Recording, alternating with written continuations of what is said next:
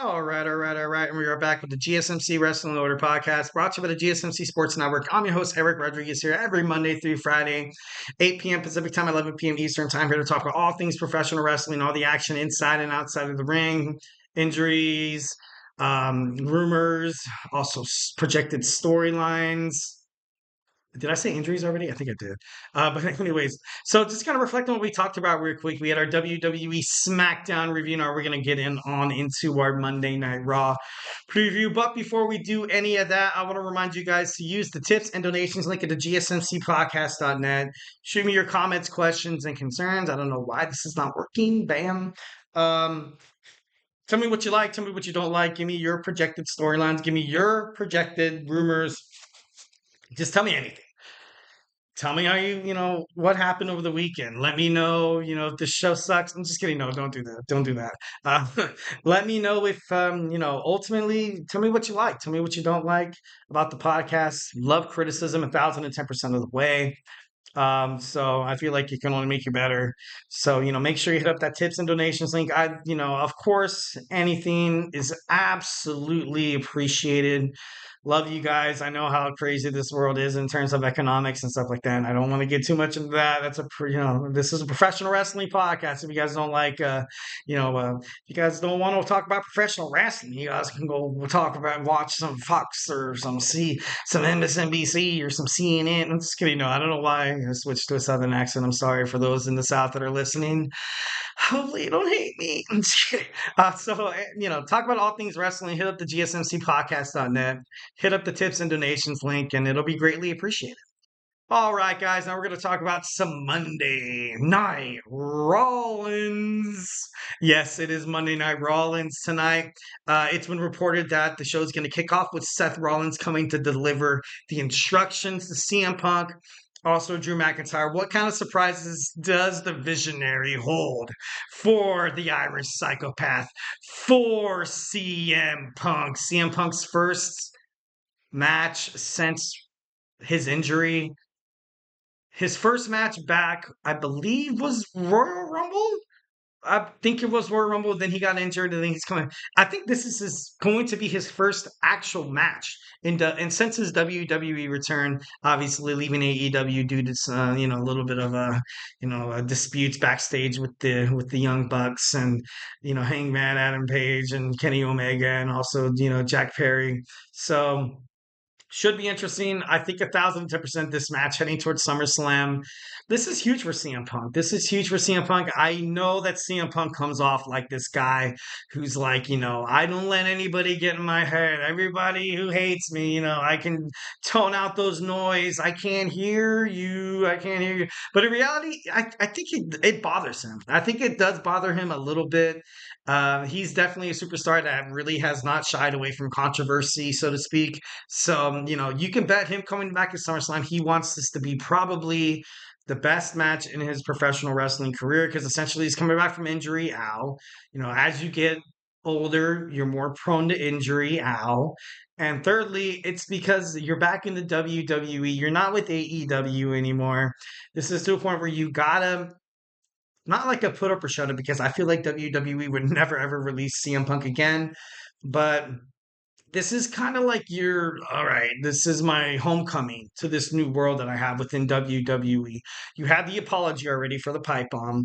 You apologized to the other superstars who did not want to accept that you were back, like Triple H, Seth Rollins, a couple other names backstage, but this is big for CM Punk. This SummerSlam match is going to be extremely huge, which makes me think that Drew McIntyre doesn't have a title on him. Drew McIntyre he was in my top 10 of guys who have lost the most in their careers up to July 2024. So it's not really any surprise that I feel like CM Punk will get the victory at SummerSlam, especially him trying to avenge, getting his bracelet back with the initials of AJ and his dog Larry or some shit like that. Sorry, with some stuff like that. But no, it's just kind of crazy. It's kind of crazy.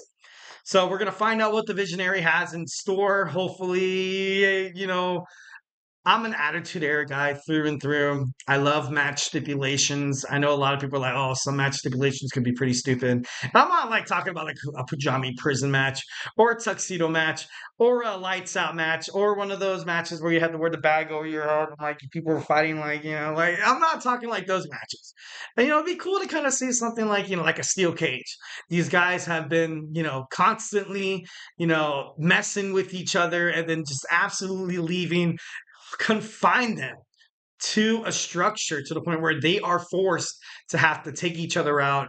I would love this to be like a steel cage, maybe like a Hell in a Cell, not being too greedy, but I feel like that'd be pretty badass. Like if this, if this segment goes, Seth Rollins, he gives his instructions. CM Punk grabs the mic. He's like, you know what? I don't want any interferences. I want this match to end clean. I want this match to end to the point where Drew McIntyre feels like he cannot recuperate. I want him to feel this match for his whole entire career. I want to take everything from him like he took away from me. I want this match to be a Hell in a Cell match. That would be pretty badass. To be honest, that's what I would do. But of course, if I was the writer for WWE, I feel like people would be injured like probably every other week or so. I'm just kidding. No, be like, we need to bring back first blood matches. Let's bring back the Inferno matches, buried alive casket matches. Let's go. No, I'm just kidding. That'd be bad. That would be bad. Anyways, so then moving on, now we have Lyra Valkyria teaming up with Katana Chance and Kaden Carter taking on Sonya's new crew, the crew of her, Zoe Stark, and Shayna Baszler. Shayna Baszler and Zoe Stark are looking for tag team gold. Deville is looking to build up more momentum after her victory against Lyra Valkyria last week. Next, we have the Creed brothers. The Creed brothers taking on Alpha Academy. Will we see the Wyatt Six? I feel like we will. And, will there potentially be a match at SummerSlam? Because it's, you've teased it to the point, you've had so many VHS tapes, you had so many invasions at the Pat McAfee show that something's got to give. And I don't know if I'm more willing to be a little impatient in terms of professional wrestling because I feel like I was, the age demographic that wrestling promotions like AEW, Ring of Honor, New Japan Professional Wrestling, and WWE are trying to target that age 18 to 42. And I feel like I'm kind of that bridge. I'm that bridge podcast, you know what I mean? Like where I dabble on new things a little bit, love my old school stuff, trying to meet in the middle. It's, it could be a little troublesome, to be honest. It could be because sometimes I find myself thinking more like an Attitude Era fan. Sometimes I feel myself thinking about the New Era kind of fan. Maybe the PG-13 kind of fan. Maybe the Ruthless, the Attitude, or like, you know what I mean? Like it all mixes up and it's crazy. But it's to the point where I feel like something has to happen. I want to see a match. I want to see I want to see a 3-on-3 match. The Creed brothers taking on the Wyatt Six. Obviously, Bo Dallas leading, or maybe he's in the back, like controlling his troops and stuff like that. But something has to happen. I'm sorry. I'm done with these videotapes. I'm done with Nikki Cross coming up to the announce table giving VHS tapes. Which her under the witch Gabby, Abby, not Gabby. Under the witch Abby, she still looks kind of hot. I gotta be honest. I'm just kidding. No, I'm just kidding. No, I'm not kidding. But like kind of a funny little joke there. So next we have Xavier Woods taking on Karrion Kross. I love Xavier Woods, part of the New Day. I really honest at the junction in this guys in all three of these guys, Kofi, Biggie, and Xavier. I don't see why they would do anything to kind of split them apart. And Karrion Kross with the authors of pain, like when is this going to end? When is this feud going to end? I really don't like it. You have the Final Testament. Then you also have the Wyatt Six that's still dark, ominous kind of tone where these guys are going to go out and do whatever freak they want. And it's to the point where, like, I want to see something better for Xavier Woods. I think Xavier Woods, he could possibly be a challenger for the Intercontinental Championship.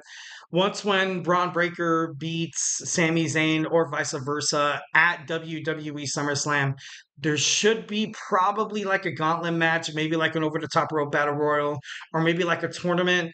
And I want to see Xavier Woods fight. He's a great competitor. Obviously, he's the only one who has not won a singles championship. Yeah, ouch, that hurts.